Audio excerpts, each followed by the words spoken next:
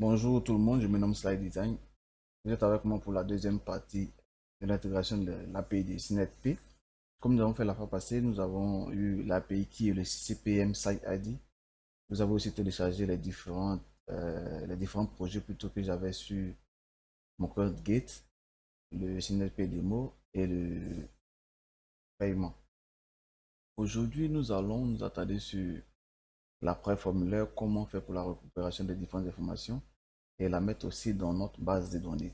D'abord, nous allons créer une base de données, ça c'est un.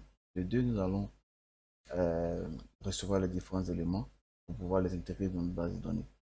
Donc, sans plus tarder, nous allons commencer. D'abord, une explication, une brève explication des différents éléments qu'on doit récupérer sur la plateforme de SynetP. Et après, nous allons voir comment euh, récupérer ces différentes informations. Ok. D'abord, nous allons sur la plateforme plutôt de SynetP. On va taper Google. SynetP.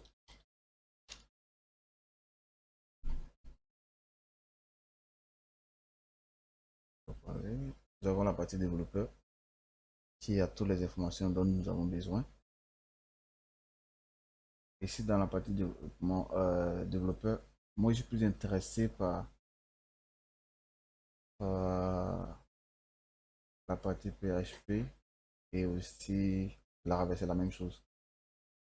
C'est pas la même chose, mais on peut utiliser les mêmes codes pour pouvoir intégrer dans Laravel. Si vous avez déjà travaillé Laravel, vous allez savoir de quoi je parle.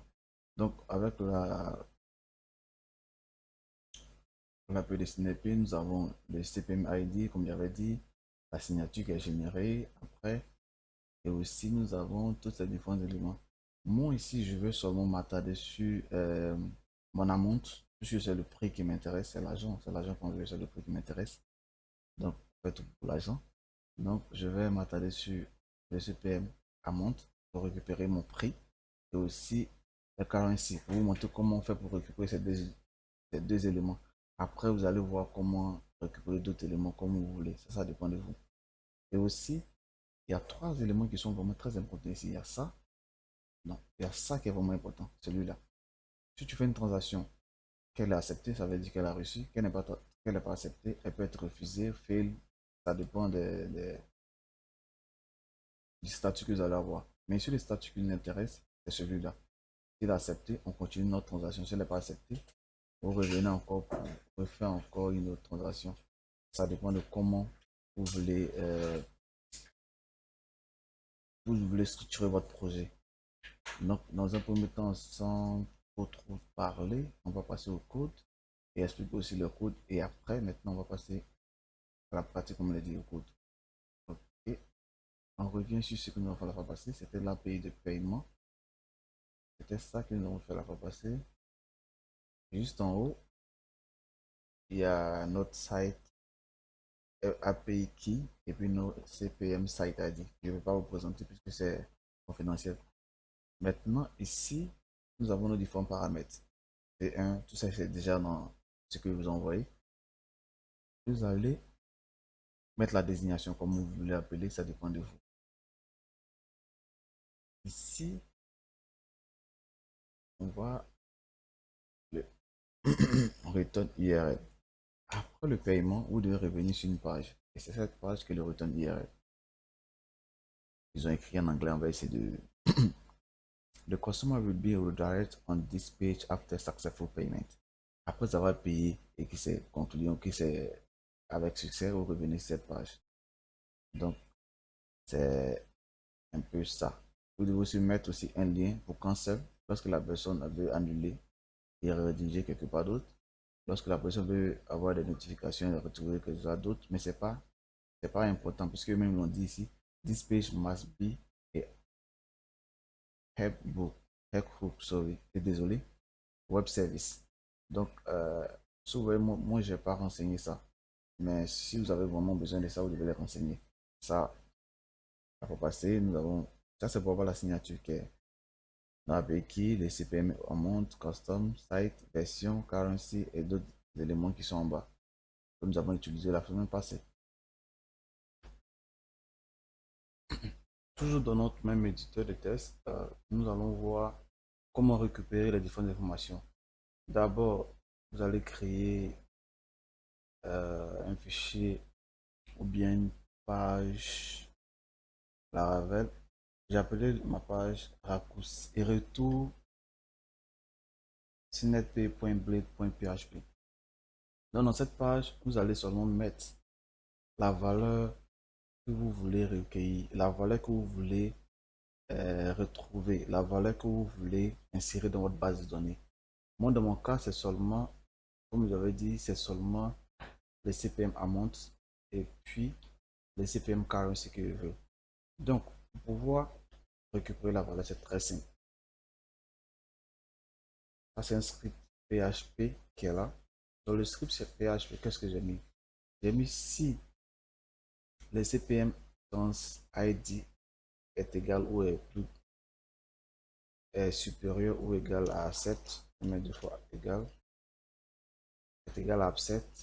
Ça veut dire si la transaction est réussie, elle doit, notre page que vous voyez, doit recevoir, mais doit prendre le CP amount que j'ai donné, à laquelle il y a attribué une variable qui est amount. Et le CP currency, je vais changer ça, il y a le currency, que j'appelle currency. Que j'appelle currency.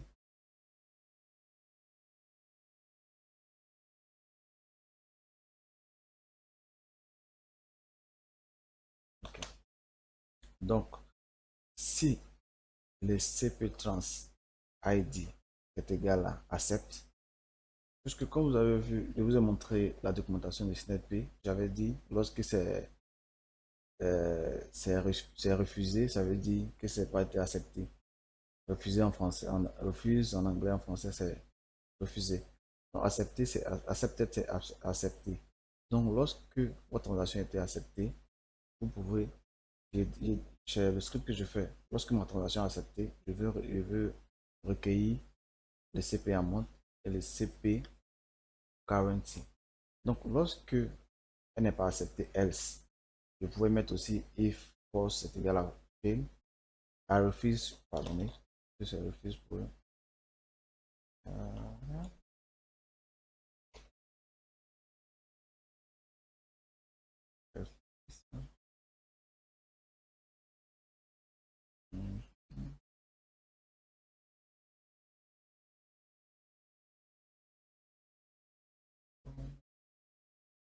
ok.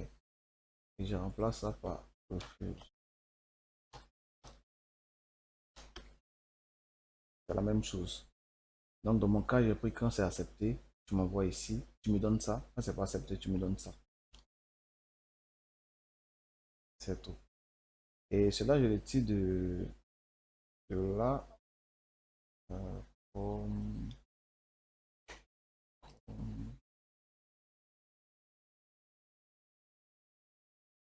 Donc je reviens encore à ça. Quand c'est accepté plutôt, il me prend ça. Quand c'est pas accepté, il m'envoie ce lien. Et lorsque c'est accepté, ces différentes valeurs qui sont ici, amount, est mis dans un formulaire, dans un forme ici, dans un formulaire, il prend l'amount. La deuxième variable de l'input, ça prend le currency. Lorsque vous êtes en production, vous mettez ces deux types hidden. Hidden pour ne pas que on puisse voir. Un test pour vous montrer comment ça se passe. Et lorsque je vais lancer, vous allez voir de quoi je parle. Donc c'est un peu ça, je vais aller directement pour vous montrer de quoi je parle.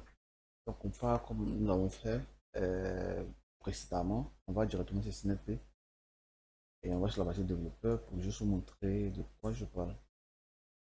Et ici, paiement. Ok. Là, si vous voyez bien, voilà, c'est de ça que je parlais. C'est accept statut. Donc, lorsque c'est accepté, je fais quoi? désolé, statut, Email ID. Lorsque c'est accepté,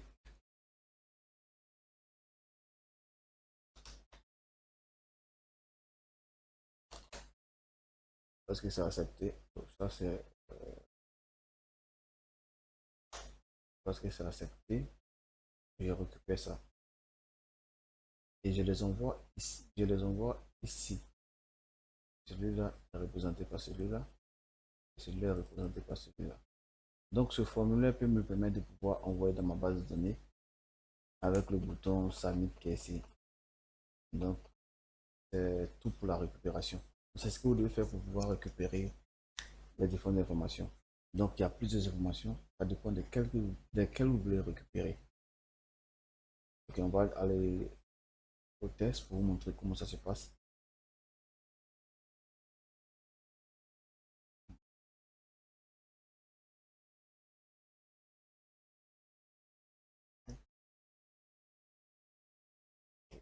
Et,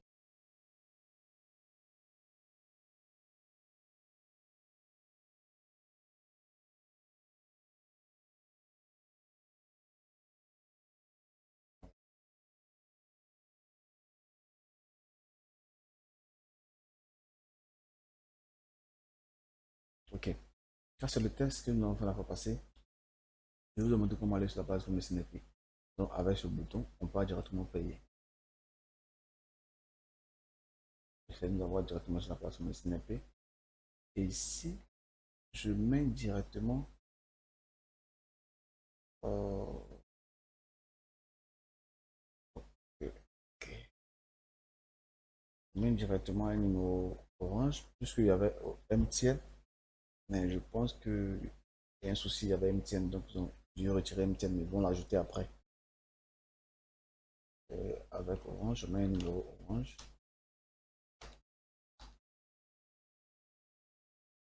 Numéro orange.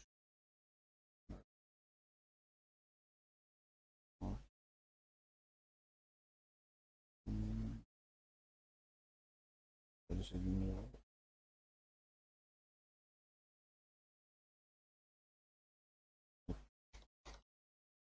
07 09 88 27 97 orange et je dois faire 10 54 10 82 pour avoir un numéro. Le numéro que je vais mettre ici et que je vais appuyer sur. On va faire ensemble.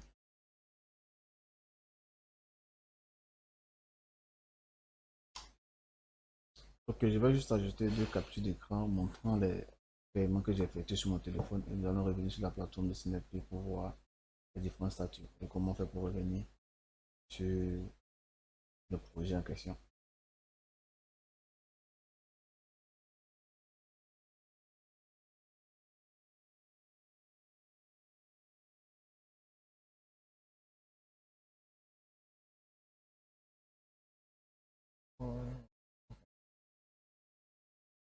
Ok, notre paiement aussi. Donc, juste après le paiement, nous avons imprimé votre reçu et retour du SMS Pro. Retour sur la plateforme de paiement sur votre plateforme dont vous avez mis le lien dans le retour, l'URL de retour. Et nous avons mis comme URL de retour celui-là. Donc, nous allons être redirigés sur cette page pour pouvoir récupérer nos différentes informations.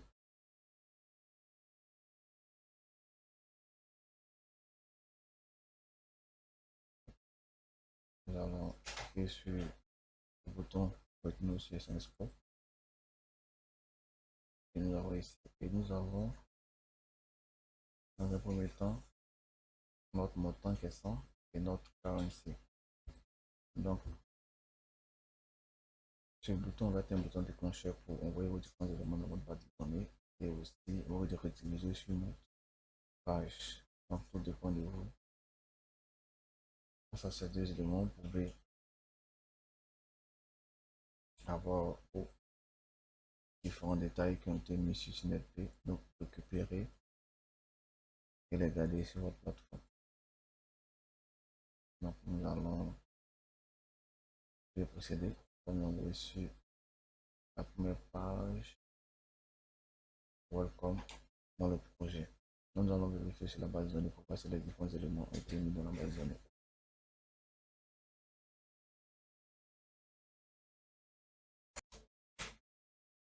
Ok.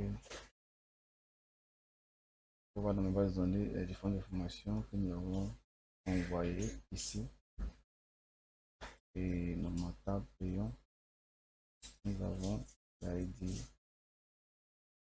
Donc, c'est inséré dans ma base de données. Donc, si vous avez aimé la vidéo, likez ou souscrivez à ma chaîne YouTube pour avoir d'autres informations. Merci beaucoup.